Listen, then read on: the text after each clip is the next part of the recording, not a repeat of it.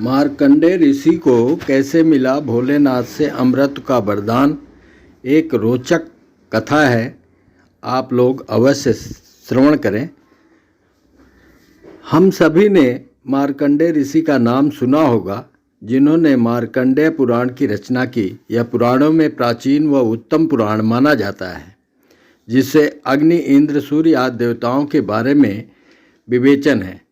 इसके अतिरिक्त गृहस्थाश्रम, दिनचर्या, नित्य कर्म एवं माँ भगवती दुर्गा सप्तशती की कथा, हरिश्चंद्र की कथा, मदालसा चरित्र, अत्रि अनुसुईया की कथा व दत्तात्रेय चरित्र के बारे में विस्तृत व सुंदर वर्णन किया गया है।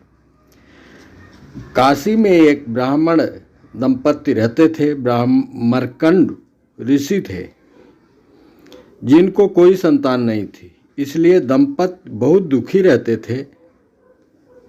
आगे उनका वंश चले और पिंडदान, तर्पण इत्यादि पूर्वजों को मिले, इस कामना के साथ उन ब्राह्मण दंपति ने शिव जी की आराधना की। भगवान भोलेनाथ प्रसन्न होकर प्रकट हुए और बोले, हे ब्राह्मण, यद्यपि तुम्हारे जीवन में पुत्र सुख का योग नहीं है, परंतु तुम्हारी भक्ति से मैं प्रसन्न हूँ। अब तुम यह बताओ कि तुमको गुणहीन दीर्घायु पुत्र चाहिए या गुणवान अल्पायु पुत्र। ब्राह्मण दंपति ने सलाह करके बोला, हे प्रभु, आप हमको गुणवान पुत्र ही प्रदान करें। भगवान भोलेनाथ ने तथास्तु कहकर बोले, हे ब्राह्मण, यह आपका पुत्र बहुत ही गुणवान और पिता व ऋषियों का आज्ञाकारी व सेवक होगा।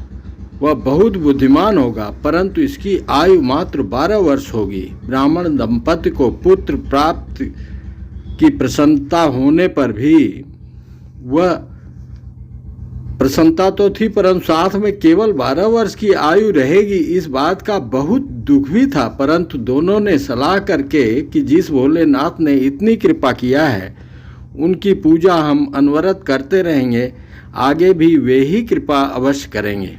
जब बालक 5 वर्ष का हो गया तो पिता ने बालक को सारी बातें बताकर बोले, पुत्र, अब तुम गंगा स्नान के लिए जो भी आए उससे दंडवत प्रणाम करके नित्य प्रति आशीर्वाद लेते रहो।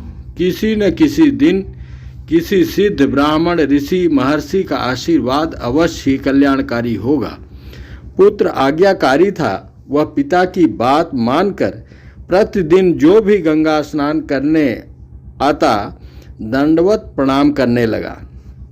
एक छोटा सा बालक दंडवत प्रणाम कर रहा है, इसको देखकर सभी का हृदय दया व करुणा से भर जाता और अनायास ही लोगों के मुख से बहुत से आशीर्वाद प्राप्त हो जाते। इधर पिता भी भोलेनाथ की आराधना करने के उपरांत इस बालक पर दूर से ही ध्यान रखते थे। बहुत दिनों तक यह दिनचर्या चलती रही। बालक पर इतने लोगों का हृदय से आशीर्वाद का फल ऐसा हुआ कि एक दिन ब्रह्म कुमार सनकादि ऋषिगण, सनक, सनंदन, सनकादि, सनत कुमार स्नान करने पहुँचे। इधर बालक ने दंडवत प्रणाम किया। ब्रह्म कुमारों ने चिरंजीवी भाव का आशीर्वाद दिया। उधर बालक के पिता मार्कंड ऋषि ने इन चारों कुमारों को पहचान लिया और दौड़ कर आए और ब्राह्मण प्रणाम करके बोले, हे सनकादि ऋषियों, आपका आशीर्वाद तो अमोघ है। आपने बालक को चिरंजीवी होने का आशीर्वाद दिया है, परंतु इस बालक की जन्म पत्री में अब केवल 2 वर्ष की आयु शेष बची है। मार्कंड ऋषि ने उन चारों कुमारों को बालक की जन्म पत्रिका दिखाई, जिसको देखकर उन ब्रह्म कुमारों ने बोला, हे ब्राह्मण देव, अब हमने आशीर्वाद तो दे ही दिया है, अब आप इस बालक को नित्य प्रति भगवान भोलेनाथ की आराधना में लगाएं और जब मृत्यु का समय आ जाए तो बालक शिवलिंग को दोनों हाथों से पकड़ कर ही मंत्र पढ़ता रहेगा, छोड़ेगा नहीं। हम चारों भी उस दिन यहीं पर रहेंगे, देखते हैं कैसे यमदूत उसको ले जाते हैं। समय आया, यमदूत आए। यमदूतों ने देखा बालक तो शिवलिंग पकड़ के मंत्र बोल रहा है, उनकी हिम्मत नहीं पड़ी। वे चले गए यमराज के पास। यमराज जी ने बोला क्या हुआ, क्यों जीवात्मा को लाए नहीं? तो वो यमदूतों ने सारी कहानी उनको बता दिया कि ऐसे ऐसे, मेरी तो हिम्मत नहीं है। वहाँ भी हलचल मच गई कि ये बालक शिवलिंग पकड़ के मंत्र बोल रहा है। स्वयं धर्मराज आए उसको लेने और देखे तो वो भी खड़े रह गए कि अब क्या करें। धर्मराज ने बोला, हे प्रभु, आपका ही विधान है, आपकी अगर आज्ञा का पालन नहीं करता तब भी हम दोषी हैं। अब इस बालक की आयु समाप्त हो गई और हम विवश होकर इसको ले जाने के लिए आए हैं, और मैं इसको जबरदस्ती नहीं कर सकता, शिवलिंग से छुड़ा नहीं सकता, तो ये तब भी हम उल्लंघन हो जाएगा भक्ति का, हमारे से अपराध बनेगा। अब आप ही सुझाइए। भगवान भोलेनाथ प्रकट हुए, बोले क्या बात है। उधर चारों कुमार भी देख रहे हैं सारी घटना। तो धर्मराज ने बोला कि ऐसी ऐसी बात है, अब इसकी आयु समाप्त हो गई है और ये आप शिवलिंग पकड़ के मंत्र बोल रहा है।